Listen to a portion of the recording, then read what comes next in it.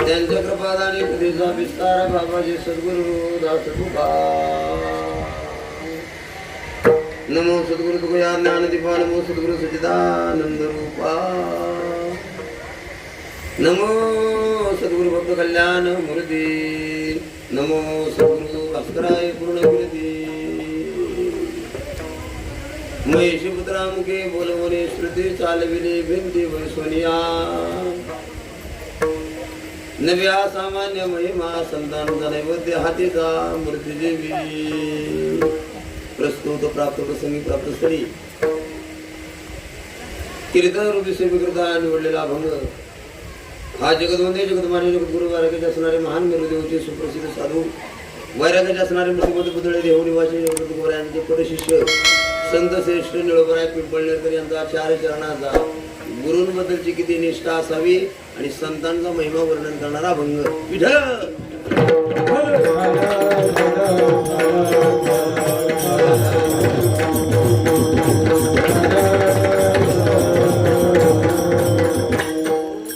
मायबापून अभंग निळोबरायांचा आणि संत श्रेष्ठ निळोबरायाच्या अभंगाच्या माध्यमातून संतांबद्दलचं गोड वर्णन आपल्याला सांगताय. अभंगाचा भावार्थ आहे का मायबापून निळोबराय म्हणतात महिषी पुत्रा मुखे बोलवणे श्रुती चालविली भिंती वैसुनिया. आमच्या माऊलीनं म्हशीचा पोरगा रेडा म्हणजे रेड्याच्या मुखावर हात ठेवला तर रेडा बोलवला आणि माऊलींची आज्ञा झाली ते निर्जीव भिंत झाली. महाराज म्हणजे नवे हा सामान्य महिमा हा संत महिमा सामान्य नाही व त्या हातीचा मूर्तीजी नामदेवराची आज्ञा झाली तर देव जीवला आहे हा काय महिमा सामान्य. आणि जगद्गुरु तुकोबरायचा गाथा ज्या वेळेस रामेश्वर शास्त्रीनं पाण्यात टाकला तो गाथा वरती येऊ नये म्हणून काही लोकांना साथ दिली त्याला दगडी बांधून टाकला. पण दगडी बांधून टाकलेला गाथा 13 दिवसानं तसाच्या तसा वरती आला. दगडी दगडासहित वया तारीला जैसा लाया पाण्यावरती लाया तरकावा असा 13 दिवसानं गाथा वरती आला. निळोबराय म्हणजे नवी हा सामान्य महिमा हा महिमा सामान्य नाही. अरे माऊलीच्या संगतीत रेडा आला तो धरून गेला. माऊलीच्या संग झाला तर भिंत चालू लागली. नामदेवराच्या संगतीतला देव जेवू लागला आणि तुकोबरायचा हात लागला गाथा पाण्यात गेलेला तरंगला. निर्जीवाला तारण्याची ताकद जर संतांमध्ये असेल तुम्ही आम्ही सगळे सजीव आहोत आपला उद्धार होणार नाही. याच्यात नवल काय निळा म्हणे ती संगेची सरणे दीन उधरणे नवलको असा गोड भाव निळोबराय अभंगातून देतात. सिस्टमवाले दादा सगळे पंखे एकदा बंद सगळे पंखे बंद करा. एका मिनिटात सोडला करा बंद सगळे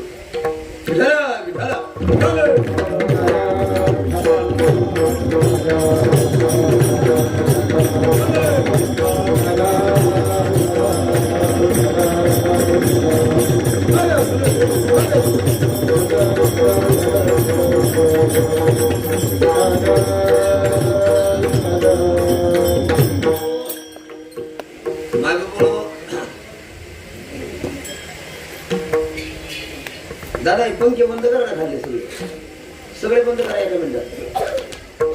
गरम झालं का तुला? वा वा टाळी वाजवा सिस्टीम मध्ये दादा. काय होतं या पंख्याचं हवा इकडून या पंख्याची इकडून दोन्हीची घुसमट होते आणि आवाज दाबला जातोय. बघा आता किती गोडी. प्रतिवर्षाप्रमाणे याही वर्षी अतिशय भक्तिमय आनंदमय वातावरणात अगदी थोर साधू संतांच्या कृपा आशीर्वादाने आपल्या गुरुजन गायकवादक महाराज मंडळीच्या उपस्थितीत पंचकृषीतील दार्शनिक व्यक्तीच्या दातृत्वानं ग्रामस्थ मंडळी मौजे शिरगाव बरोबर आहे ना यांच्या आर्थिक आदक प्रयत्नातून चालू असलेला आपला अखंड हरिनाम सप्ताह वर्ष चौथ्या वर्षामध्ये पदार्पण करत असताना आज तिसऱ्या दिवसाचं कीर्तन पुष्प आहे. ते माझ्यासारख्या पामाराच्या वाट्याला आहे. मंडळी माझं पामारा काय थोर कोण पायची वाहन पायबरी भगवान परमात्मा बुद्धी देणारे चिंतन सांगण्याचं मी काम करेल. कीर्तनासाठी यांची साथसंगत आपल्याला मिळते. दोन्ही असे मृदंगाचारी अतिशय उत्कृष्ट वाजवत आहेत. त्याच्यासाठी एकदा जोरात टाळी वाजवा. खऱ्या अर्थानं आमच्या खेड तालुक्याचं वैभव देहू आळंदी आणि भामचंद्र भंडारा घोरड्या तिन्ही डोंगरांचा वास्तव असणार आहे आमचा खेड तालुका आहे. आणि आमच्या तालुक्यातलं असणारं गोड असं व्यक्तिमत्व गेली 2-4 वर्ष आपल्या गावाला त्यांची साथसंगत मिळते. ते निरंजन दादा टेमगिरी महाराजांसाठी एकदा जोरात टाळी वाजवा. त्यांना साथसंगत करता येत आणि गोड पफाराचा वास त्यांच्या हातातला दिसतोय. इतकं गोड वाजवलं त्यांनी. महाराजांना घाम आला होता. त्यांनी शालीला पुसलाय बघा. पण महाराज बाबराव झालं पखवाद्यांच्या चेहऱ्यावर आलेला घाम आपल्याला दाखवून दिलं त्यांनी की आमचा सुद्धा पैसा फुकटचा नाही, तो घामाचा आहे की नाही. तो गोड वाजवता ते संदीप दादा पाटील त्यांच्यासाठी एकदा जोरात टाळी वाजवतात. विनेकरी बाबापासून असणारी एक एकावनी बळीरी जे आपल्या सप्ताहातलं ज्ञानेश्वरी गाथा पारायण ज्यांच्याकडे आहे ते आपल्याच गावचं वैभव ज्येष्ठ कीर्तनगार खऱ्या अर्थानं आबासाहेब महाराज देशमुख बाबांसाठी एकदा टाळी वाजवतात. पहिली चाल ज्यांनी गायली गेली अनेक वर्ष आळंदी सारख्या तीर्थक्षेत्रात राहून ज्यांनी गायनाचा रियाज केला, सुंदर कीर्तन बी ते करतायत, ते माझे परम मित्र मनोज महाराज बाबांसाठी सुद्धा एकदा टाळी वाजवा. त्यांच्या बाजूला असणारे प्रल्हाद महाराज असतील ज्यांच्या माध्यमातून मी इथपर्यंत पोहोचलोय, ते खऱ्या अर्थानं दादासाहेब दादा घाडगे आणि तुम्ही समस्त ग्रामस्थ हनुमान भजनी मंडळ सर्वांच्या चरणावती नतमस्तक श्रीला शोभा विठ्ठल.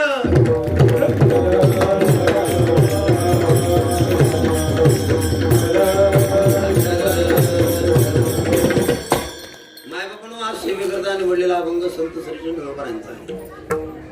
आज माझ्या बरोबर आलेले आमच्या खेड तालुक्याचे वारकरी संप्रदायाचे मुख्य ज्यांनी खेड तालुक्यात विशेष प्रेम आहे निरंजन बाबा.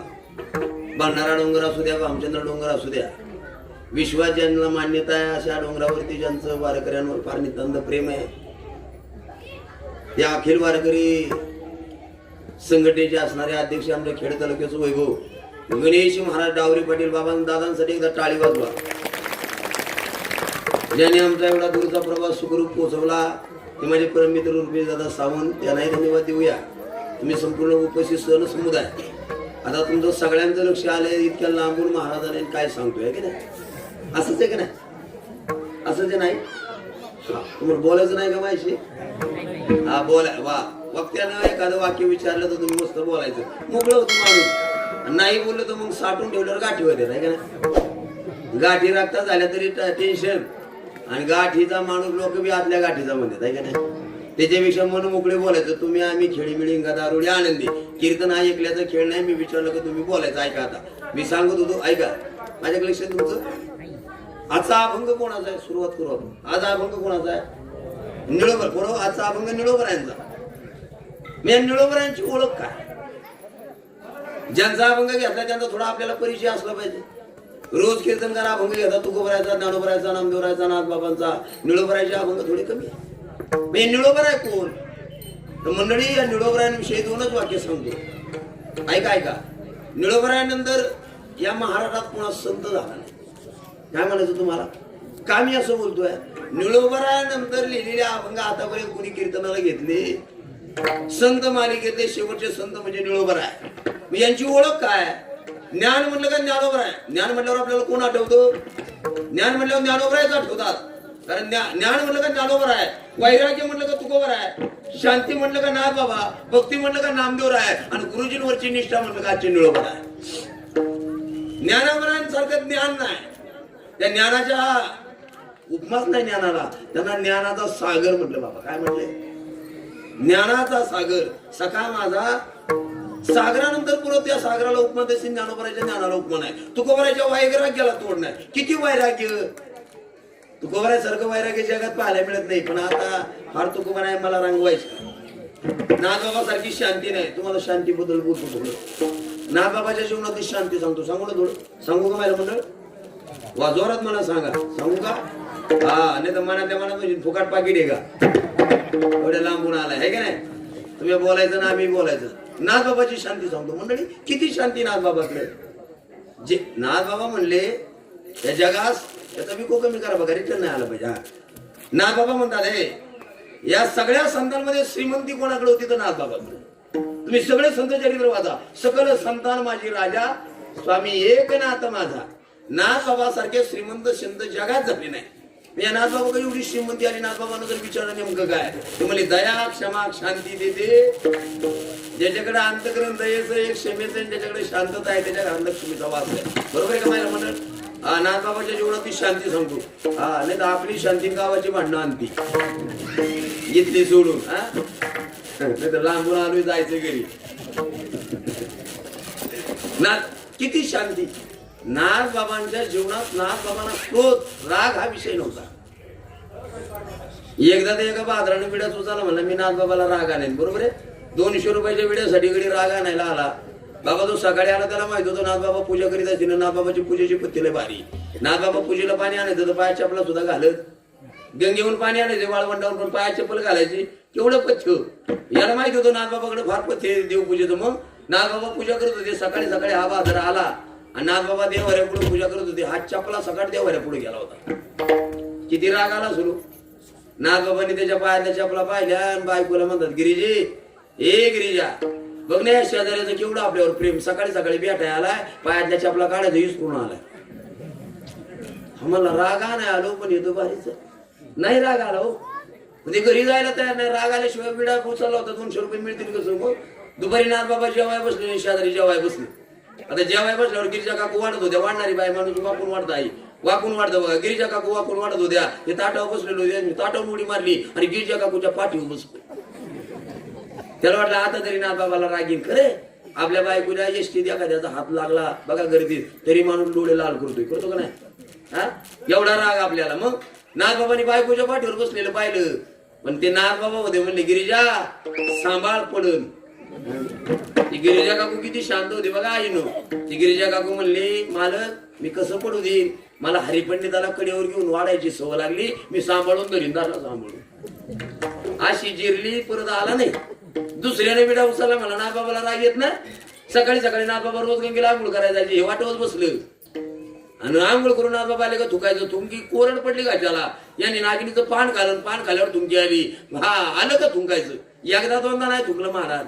108 वेळा महाराज अंगावर थुंकला. नाथबाबाला राग नाही आला. महाराज म्हणतात त्याला सुद्धा त्याने प्रसाद दिला. प्रसाद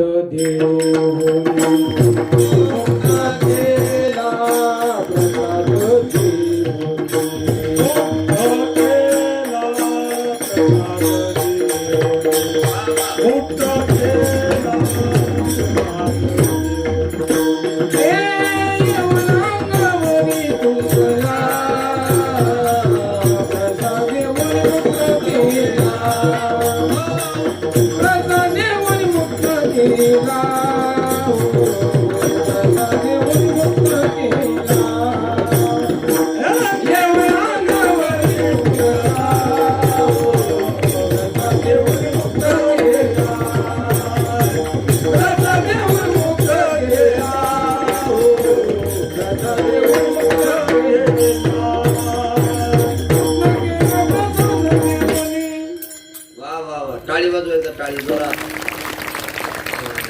महाराज म्हणतात येऊन अंगावरी थुंकला, पण नाथबाबांनी प्रसाद देऊन मोठं केलं. एवढी शांती म्हणजे नाथबाबा. भक्ती म्हणलं का नामदेव आहे, पुढच्या चरणात मी मांडणार आहे. पण निष्ठा म्हणलं का निळोबर आहे. केवढी निष्ठा, आणि ती देवावर नाही. निळोबरांची निष्ठा कोणावर? कोणावर? गुरुजींवर, स्वतःच्या गुरुवर. वा, आज निळोबरांना आपल्याला शिकवले गुरुनिष्ठा. मंडळी, गुरुनिष्ठेसाठी 2 वाक्य सांगतो. या मृत्यूलोकात एकलव्यासारखा एकनिष्ठ, प्रल्हादासारखा देवनिष्ठ, बाजी प्रभू सारखा स्वामीनिष्ठ आणि शंभू राजासारखा धर्मनिष्ठ राजा मी अजून पाहिला. इथे ज्योतिबा फुले सारखा महात्मा, भगतसिंग राजगुरू सारखा हुतात्मा, पांडवांसारखा धर्मात्मा आणि दधीची रुची सारखा पुण्यात्मा याच मृत्यूलोकात जन्माला आला. केवढे भाग्यवान आहे आपण. इथं ज्ञानोबरायासारखा संत, तुकोबरायासारखा महंत, ज्ञानेश्वरी सारखा ग्रंथ, चंद्रभागेश्वरी तीर्थ, वारकऱ्यासारखा पंथ, पंढरीशी पांडुरंग परमात्म्यासारखा भगवंत, आणि याच महाराष्ट्रात आहे ना. माझ्या जिजाबाई सारखं मातृत्व, अहिल्याबाई होळकरासारखं कर्तृत्व, झाशीच्या राणी सारखं नेतृत्व याच भरत खंडात आहे. महाराज, या देशाला जर आपण पवित्रतेनं पाहिलं तर हा देश किती पवित्र आहे माहितीये का? महाराज म्हणतात आपलं कुळही पवित्र आहे. पवित्र ते गुण पावन तो देश, पवित्र ते गुण पावन तो देश, पवित्र ते गुण पावन तो देश, पवित्र ते गुण पावन तो देश, पवित्र ते गुण पावन तो देश, पवित्र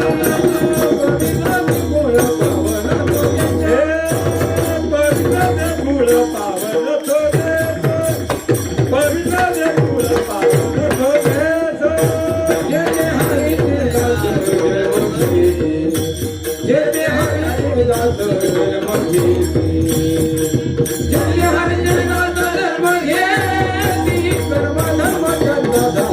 तो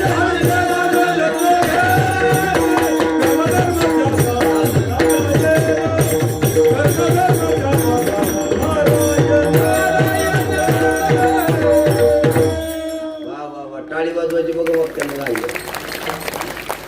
कुठलाही वक्ता असू द्या, चांगलं वाक्य आवडलं का टाळी वाजवत चाला. आणि कुणीही गायक असू द्या, तुम्हाला चाल आवडली का टाळी वाजवायची. गाणारालाही प्रोत्साहन आणि दुसरी गोष्ट, तुम्ही टाळी वाजवली का तुम्हाला अटॅक येणार नाही. फायदा आहे का नाही? टाळी वाजवलं का रक्ताभिसरण चांगलं होतं. आणि परमार्थाचं पहिलं अंग आहे, टाळी वाजवावी, गुढी उभारावी, वाटही चालावी पंढरीची. टाळी वाजवायला कधी संकोच करायचा नाही. आता सांगायची गरज नाही बघ. इतकं गोड प्रमाण गायलं. पवित्रेत कुळ पावन तो देश, आणि जेथे हरिषेद असं जन्म घेती. अशा पवित्र पावन कुळात आपला जन्म झालाय. मी म्हणतो तो एकलव्यासारखा एकनिष्ठ. केवढी निष्ठा असावी एकलव्याकडून शिका. आजच्या अभंगातून मी तुम्हाला फक्त गुरुनिष्ठा सांगणार आहे. आपल्या गुरुजींवर किती प्रेम करावं ते एकलव्याकडून शिका. बरोबर, एकलव्याला गुरुजीनं विद्याभ्यास शिकवायला नकार दिला होता. त्या गुरुजींचं नाव आहे द्रोणाचार्य बाबा. ते म्हणजे मी क्षत्रियाला विद्याभ्यास शिकवत नाही. ज्या वेळेला गुरुजीनं नकार दिला, पण गुरुजींवर किती भाव असावा, केवढी निष्ठा असावी. आजची निष्ठा म्हणजे गुरुजींवर आहे बरं का. म्हणून मी सांगतो एकलव्याचं उदाहरण. हा एकलव्य घरी गेला माता भगिनी, त्यानं मातीचा पुतळा तयार केला, आणि आपल्या गुरुजीनं आपल्याला शिकवायला नकार दिला ना, त्या मातीच्या पुतळ्याची पूजा करू लागला. रोज त्याच्या पायावर डोकं टेकवावं, त्याला आंघोळ घालावी, त्याला कपडा लत्ता करावा, आपल्या हाताने गंध लावावा, आणि धनुष्य हातात घातला का गुरुजी मारू का बाण. ते का सांगाय गुरुजी होते काय? आपल्याला सांगून कळाला नव्हते रे त्याला. पण म्हणायचं गुरुजी लावू का बाण. गुरुजीला विचारायचं एका हातात धनुष्यन बाण घ्यायचा. बाबा, जगात त्याला अशी विद्या कळाली ती कोणालाच नाही मिळाली. त्या विद्येचं नाव आहे शब्दविधी नावाची विद्या. आवाजाच्या दिशेने बाण टाकला तरी शिकार टिपणारा एकलव्य. कौरव पांडव जंगलात फिरत होते बाबा.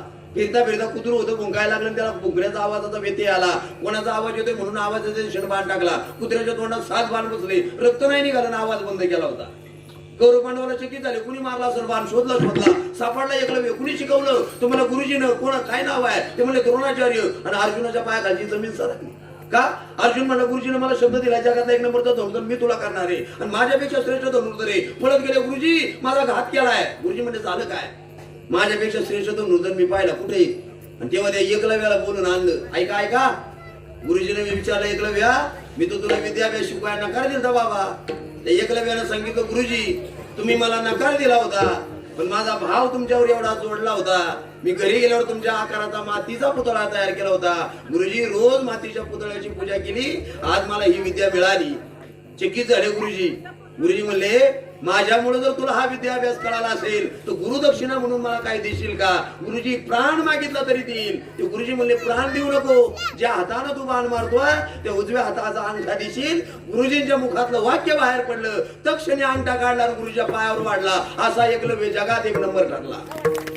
ही गुरुनिष्ठा आहे. एवढी निष्ठा, पोराची निष्ठा, आपल्या गुरुजी शिष्याची निष्ठा गुरुजीवर असलीच पाहिजे. बरोबर आहे का माझ्या मंडळ? हा नाही म्हणा. हा शाळेतल्या पोराची निष्ठा आपल्या गुरुजीवर असली पाहिजे. बरं जाऊ दे, तुमची संख्या चांगली, तुमची विचारतो, तुमची निष्ठा कोणावर असली पाहिजे? देवावर, गुरुजीवर, कोणावर? तुमची निष्ठा असली पाहिजे आपल्या पतीवर, कोणावर? बघा शास्त्राचं सांगतो स्वामी का जो गुरु भक्ती पितृवचन सेवापती. जिथं तुम्ही कामाला आहे त्या गाड्या आहे, आपल्या मालकावर निष्ठेनं प्रपंच कामगार केलं तर तुम्हाला देवसेवेची गरज नाही. स्वामी का गुरु भक्ती, गुरुनिष्ठा मी आज सांगणार आहे. पितृवचन, लेकरांना आपल्या बापाच्या आज्ञेतच राहिलं पाहिजे. पोरावर दोन गोष्टीला घाबरायचं. काला? एक म्हणजे पापाला, दुसरं म्हणजे घरातल्या बापाला. जी माणसं पापाला घाबरतात त्यांचा पारमार्थ लवकर टोकाला जातो, आणि जी पोरं घरातल्या बापाला घाबरतात त्यांचा संसार चुका जोडतो. ध्यानात ठेवायचं वाक्य. जरी पोर येते म्हणजे मा बापाला घाबरत नाही, मग मातीत जातो. बाकी काय होते? कळतं माझं बोलणं? दोन गोष्टीला घाबरा. बघा पोरांना आज पितृवचन आणि सेवापती या मुद्द्यावर यायचं. महिलेनं आपल्या मालकाच्या आज्ञेत राहिले पाहिजे. मी तर नेहमी सांगतो माझ्या मंडळ, तुमचा मालक आजारी असताना तुम्ही वारीला नाही गेलं तरी चालेल. तुमचं लेकरू शाळेत शिकतंय ना, त्याची परीक्षा चालू असते ना, अशा वेळेला वारी असली नाही केली तरी वारीला जायला वेळ मिळाला नाही जाऊ नका.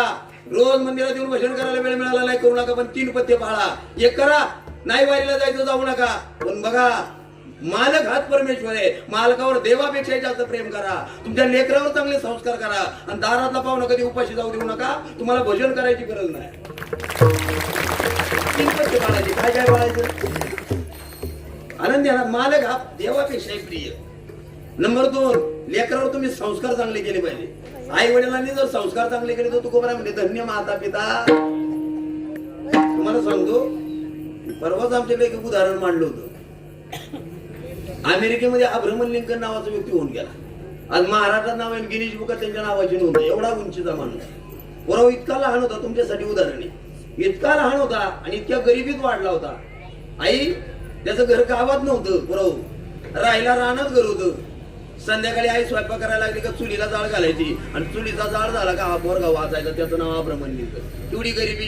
कोण म्हणतो गरिबी शिकता येत नाही? एके दिवशी त्याची आई भाकरीचं पीठ मळत होती. बघा बघा, स्वयंपाक चालू झाला, चुलीला जाळ झाला, आणि यानं पुस्तक उचकलं. हा लागला वाचायला. त्याच्या आईनं भाकरीचं पीठ मळलं, भाकरी तव्यावर टाकली, पाणी लावलं. पाणी लावल्यावर भाकरी उलटली, आणि भाकरी उलटल्याच्या नंतर तिनं भाकरी आरावर भाजाय घेतली. असं ते ना, आईनं तव्यावरची भाकरी आराला लावली. आराला लावल्यावर चुलीचा जाळ कमी केला, आणि जाळ कमी झाल्यावर भाकरीचा आडोसा. आणि मग या बाळाला काही दिसाना. पटकन म्हणतो आई आई चुलीला जाळ घाल ना, मला दिसत नाही. ती आई म्हणती बाळा 8 वर्षाचा होता. ती आई म्हणती बाळा चुलीवरची भाकरी भाजून झाली, जाळ घातला तर शिदोरी करपून जाईल. त्या बाळानं सांगितलं आई तव्यावरची शिदोरी करापली तर एका दिवसाची भूक वाया जाईल, पण तुझ्या पोराची ज्ञानाची शिदोरी करापली तर त्याचं आयुष्य उद्ध्वस्त होईल.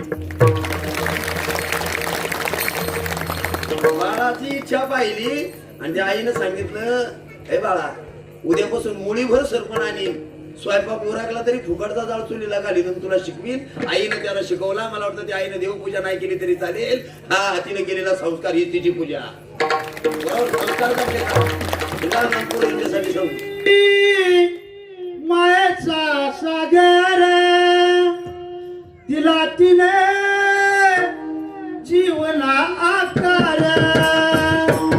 आई वडील माझे थोर, आई सांगू त्यांचे उपकार. आई वडील माझे थोर, आई सांगू त्यांचे उपकार. जीवनाच्या वाटेवरती किती असतो त्यांचा आधार. आई माझी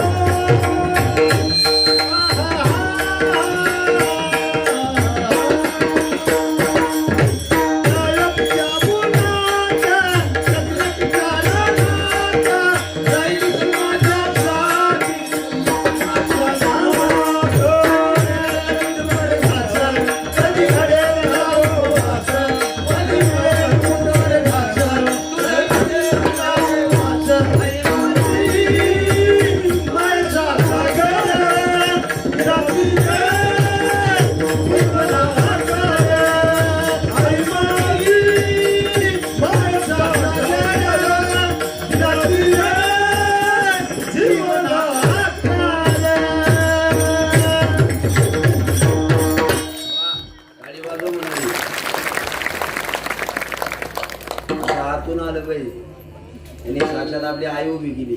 आई सांगणार आहे लेकरांसाठी सांगत होतो.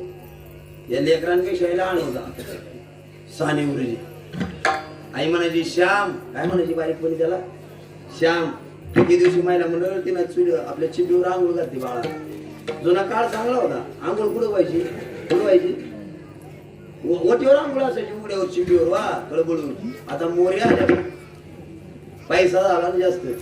आमच्याकडे तर अशी बाथरूम बांधले लोकांना ते आंघोळीचं. एका आंघोळीला गेला आत मरून पडलं. सत्य घडलेली घटना आहे. अशी पॅक पण बोली होती बाबा. ते आत गेला ते हिटर का काय राहतं, पाणी तापवायचं, बादली टाकतात ते. 2 बादल्या होत्या. एखाद हिटर होता पाटील आणि ते गाईला आंघोळ करायला गेलं, साबण लावला आणि चुकून दुसऱ्या बादलीत हात पडला. बाहेर काय येत नाही म्हणून दरवाजा तोडला तर माणूस गेला. काय उपयोग. जेवढे तुम्ही प्रगती झाली ना तेवढी माणसाची अधोगती. काय म्हणणे तुमचं, काय म्हणणे. जेवढा पैसा जास्त आला, पैशाला सुख मिळालं का दुःख. बरं झालं बोली देतात लोक. खरंच आहे. जुन्या काळात राहायला घर नव्हतं, वरून हे काढायचं, पावसाळा लागला का घर नाही उपळायचं. पण आई म्हणायची आई म्हणायची उपळू द्या, उपळलं करतं. जनावर गुरडवारा असायची आणि त्या गुरडवाराला त्याच्याकडे पिंडीची पुदी असायची म्हणून बाबा. अशी बोली पुदी 2 पुदी आई घ्यायची, तेव्हा वातरायची, त्याच्यावर वाळ टाकायची का झोपलो उभं राहते त्या पोत्याला. आता ते पोत पाया नाही मिळत, आता कट्टा आहे कट्टा. वांगाला पुरत नाही बघा, बारीक पोत आला आता. ते जुन्या काळात पोत टाकलं, पोत्यावर बाळ झोपायचं. आता खरं सांगा तुम्ही फार गादी उड्या घेता, पोर गारगर मुशा देता तरी तुमचं पोर झोपत नाही. जुना काळ चांगला होता का आता मोबाईल द्यावा लागतो तेव्हा झोपत.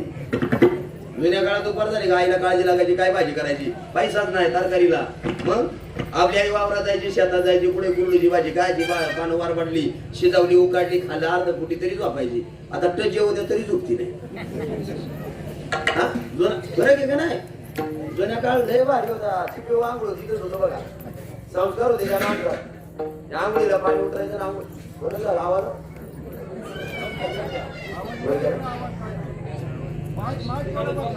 दादा राहू दे ना, चांगला आहे, छान लागलाय. त्याच्यासाठी आता टाळी वाजवू आपण. पहिला राहू दे, चांगला आहे. महाराज जुना काळ चांगला होता. ओटीवर आंघोळ होती, इथं होतं मी ओटीवर. चांगलंच होतं महाराज. माणसं मळकट होती. खरं सांगू, जुन्या काळात ती माणसं मळकट होती पण ती जळकट नव्हती. मनाची निर्मळ 100 पार करायची, 100 पार तरी म्हणत नव्हती. आज मी पाहिले 107 वर्षाच्या आई वडिलांचा मी दावा केलेला माणूस आहे. 107 का.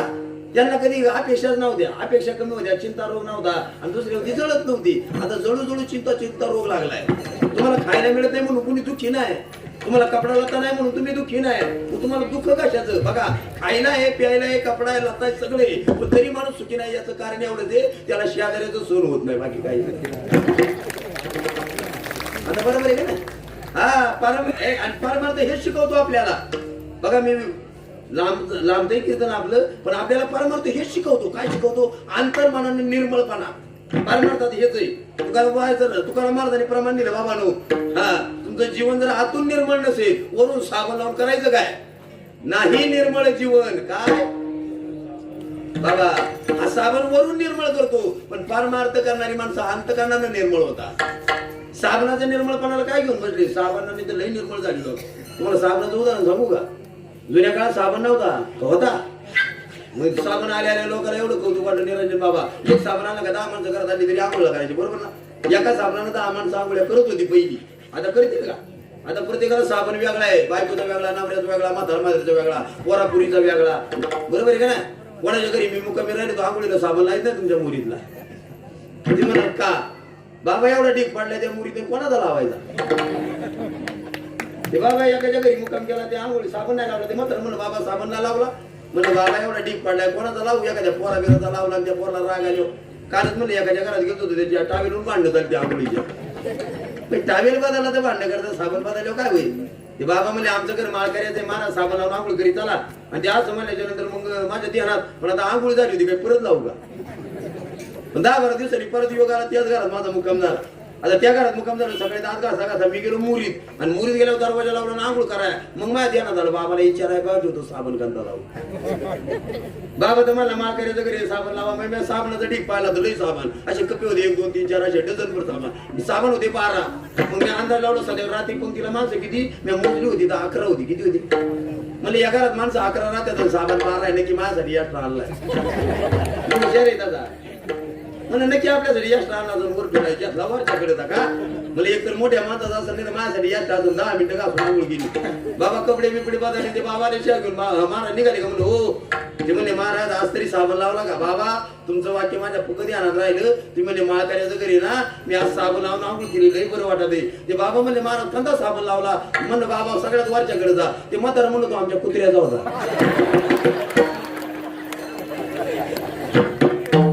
जो साबण अंगाला मिळत नव्हता तो कुत्र्याला मिळायला लागला एवढं बदललं पण सुख नाही ना सगळे त्या घरात पण सुख नाही आणि सुख मिळवायचं असं तर तुम्हाला कीर्तनाच्या मार्फाशिवाय पर्याय नाही ध्यानात ठेवा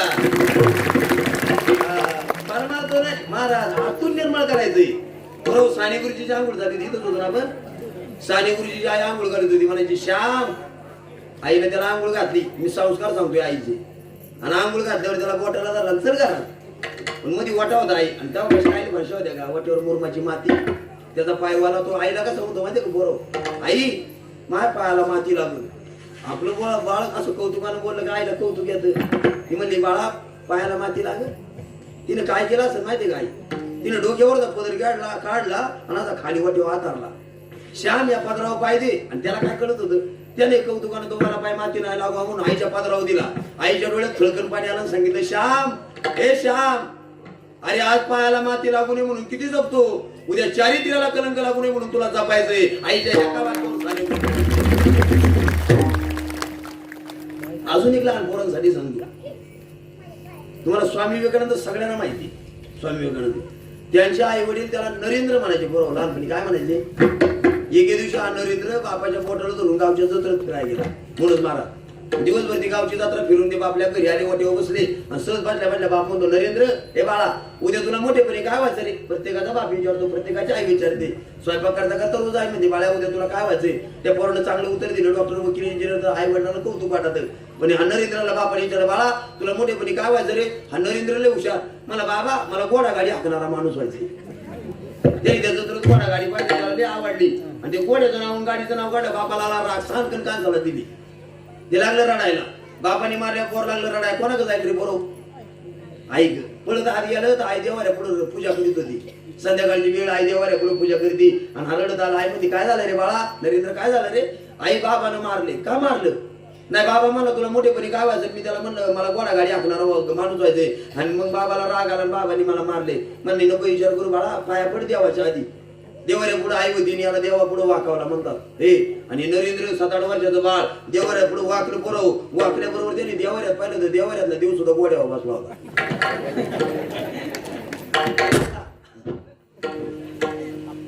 तो म्हणला आई या आई त्या गोड्यावर मार खालाय ना देव बी गोड्यावर बसलाय ती म्हणजे बाळा तो आपला खंडोबा आहे काय बघा चैत्री पौर्णिमा आली आहे ना तुम्ही हे आपली कुलदेवता आहे पाया ते पडलं पाया पाया पडून माग सरणार तर देवाऱ्याच्या बाजूला भगवान कृष्णाचा फोटो होता आहे भगवान कृष्णाचा फोटो गीतेवर आहे बघा तो सुद्धा काय करतोय गोडी चापतोय भगवान कृष्ण आहे अर्जुनाची देखा न बोलता या प्रभूचे अद्भुत प्रेम भक्ताचे जे सारथ्य पण पार्थाचे करीत असे तो म्हणला आई अगं मी गोड्यावर मार खालाय ना तो देव बी गोडी हाकितोय ती म्हणे येड्या तो सामान्य नाही तो जगाचं नाही अर्जुनाचं सारथ्य करतोय अरे तुला जगाचं सारथ्य करायचंय त्या दिवशी आईने गीता पुस्तक हातात दिलं आणि स्वामी विवेकानंद गीता पाठ करून घेतली म्हणून गीतेला जगात मान मिळाला स्वामी विवेकानंद तुम्ही आठवा त्या आईने जर पाठ करून दिली तर झालं असतं का ज्या वेळेला शिकवला धर्म परिषद वरली सगळ्या शेवटी गीतेला खाली ठेवलं होतं आणि सगळे ग्रंथ वरती रचले होते काय का माय बाप सगळ्या ग्रंथांवरती प्रत्येक तो आता 5-5 मिनिटं बोलत होता सगळ्या स्वामी विवेकानंदाला शेवटी स्टेज मिळालं शेवटी स्टेज मिळालं गीता ग्रंथ खाली होता आणि स्टेज मिळाल्यावर माईक हातात आला आणि स्वामी विवेकानंदाने पहिलं वाक्य टाकलं होतं येथे जमलेल्या माय ब्रदर्स आणि माय सिस्टर माझ्या प्रिय बंधू आणि भगिनींनो जगाला वाक्य नवीन होतं अख्ख्या लोकांना टाळ्या वाजवल्या स्वामी विवेकानंद मध्ये 2 मिनिटाचा वेळ बोलायला दिलाय आणि तुम्ही 3 मिनिटं टाळ्या वाजवतो मी बोलू काय खालची लोक म्हणत होती वाटेल तितकं बोला याला म्हणायचं वक्तृत्व नाही तर आता आम्हाला म्हणतात कधी बंद करते स्वामी विवेकानंद होते महाराज स्वामी विवेकानंद म्हणले मला 2 मिनिटं लय झाले माझ्या मुखानं ऐकण्यापेक्षा तुम्ही सगळ्यांना दाखवून दिले आमच्या भारत देशाचा गीता नावाचा ग्रंथ सगळ्या ग्रंथाच्या खाली ठेवला तो सगळ्या धर्मशास्त्राचा पाया आहे पाया पुन्हा टाळ्या झाल्या ऐका केवढं प्रेम असावं त्यांचं त्या अमेरिकेतून येता येता त्यांना अमेरिकेत चप्पल आवडली होती डावरीपाटी, आणि ती चप्पल त्यानं पायात घातली. तेव्हा एका मित्रानं विचारलं, स्वामीजी फेटा भारतीयांचा पेहराव भारतीयांचा चप्पल अमेरिकेतली घालता? त्यांनी उत्तर दिलं होतं, आमची भारतीय संस्कृती डोक्यावर घेऊन मिरवायच्या लायकीची आणि पाश्चात्य संस्कृती माती घाली तोडवायच्या लायकीची, म्हणून चप्पल अमेरिकेची. काय हे विचारवंत होऊन गेले. ऐका, या आईने केलेले संस्कार. मी या पोरांसाठी एवढं बोललोय. पोरं एवढी सभा जिंकल्यानंतर आख्या सभेतली लोक टाळ्या वाजवत होती, आणि त्या वयात आलेली एक तरुण पूर्वी त्यांच्यावर खुश झाली, पळत स्टेजवर आली. स्टेजवर आल्यावर म्हणजे, स्वामीजी माझी एक इच्छा आहे. सगळा समाज तिच्याकडे पाहत होता, तिने हात जोडून म्हणले, स्वामीजी माझी एक इच्छा आहे. स्वामीजी म्हणले, ताई काय वाटतं तुला? ती म्हणली, तुम्ही किती बोलायला सुंदर बोलताय, काय तुमचे विचार आहेत, एवढी लोक तुमच्यावर खुश आहे, तुम्ही दिसायला एवढे सुंदर आहे, मला तुमच्याशी लग्न करायचं. काय म्हणली पोरगी? ऐका आता. पोरगी म्हणली हात जोडून, स्वामीजी मला तुमच्याशी लग्न करायचंय. आमचे स्वामीजी म्हणले, ताई तुला असं का वाटलं ग? ती म्हणली, स्वामीजी तुम्ही दिसायला एवढे सुंदर, तुमचे विचार एवढे सुंदर आहे, उद्या मी जर तुमच्याशी लग्न केलं ना, आपल्याला जर मुलबाळ झालं, ते मुलगा सुद्धा एवढं विचारवंत एवढं देखणं असेल. स्वामीजी म्हणले, वेडे लग्न केल्यावर मुलगा होते तुला सांगितलं कोणी? काय म्हणले होते? लग्न केल्यावर मुलगा होतं जे तुला सांगितलं कोणी? यादा कदाचित तू जर माझ्याशी लग्न केलं, देवाने आपल्याला मुलबाळ नाही दिलं, तुझी इच्छा वासना अपूर्ण राहील. मग लग्न करून मुलाची वाट पाहण्यापेक्षा हा समाज साक्षीला आहे, तू माझी आई आणि मी तुझा पोरगा आहे, मलाच मुलगा, मला लग्न करायची गरज काय? काळ्या राणी तळपत होत तिच्या रूपाचं ऊन, काळ्या राणी तळपत होत तिच्या रूपाचं ऊन, तशीच दिगली होती एका सुभेदाराची सून, तशीच दिगली होती एका सुभेदाराची सून. त्या तरुणीला काही म्हणाला, त्या तरुणीला काही म्हणाला, राजा शिलवान, आमचा राजा शिलवान. म्हणून हिंदू मुसलमान लागत होती शाना, म्हणून हिंदू मुसलमान लागत होती शाना. गुणवंत राजा आमचा शीलवंत राजा, गुणवंत राजा आमचा शीलवंत राजा.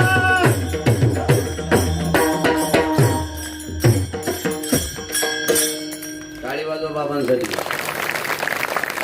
त्यांनी आपल्याला स्मरण करून दिलं, आपला भारत देश हा श्रीप्रधान देश आहे. भारत माता म्हटले, इतर देशाला पिता म्हणते नाही, माता आहे नाही, एकट्याच भारताला काय म्हटले? माता. आणि आपल्या आया बहिणीला इतकं जपा. त्यांनी छत्रपती शिवाजी राजाची आठवण करून दिली. आणि या लेकरांसाठी बघ, आम्ही विषय सोडून बोलतोय जरा, पण ही लहान लहान लेकरांनी यांच्यावर संस्कार फार महत्वाचे पाटील. ज्या वेळेला छत्रपती बघा, कुठलाही कीर्तन करा असू द्या महिला मंडळाने, कुठलाही प्रवचन करा असू द्या, पुंडलिक वरदेचा गजर करणार ना, तेव्हा तू पहिल्यांदा ज्ञानोबरायाचा गजर करणार. ज्ञानोबरायानंतर तुकोबरायाचा गजर नामघोष होतो. आणि या दोन संतांच्या पाठीमाग प्रत्येकाच्या मुखाचं वाक्य निघतं, छत्रपती शिवाजी महाराज. बघा, या नारदाच्या गादीवर राजाचं रोज नाव आहे.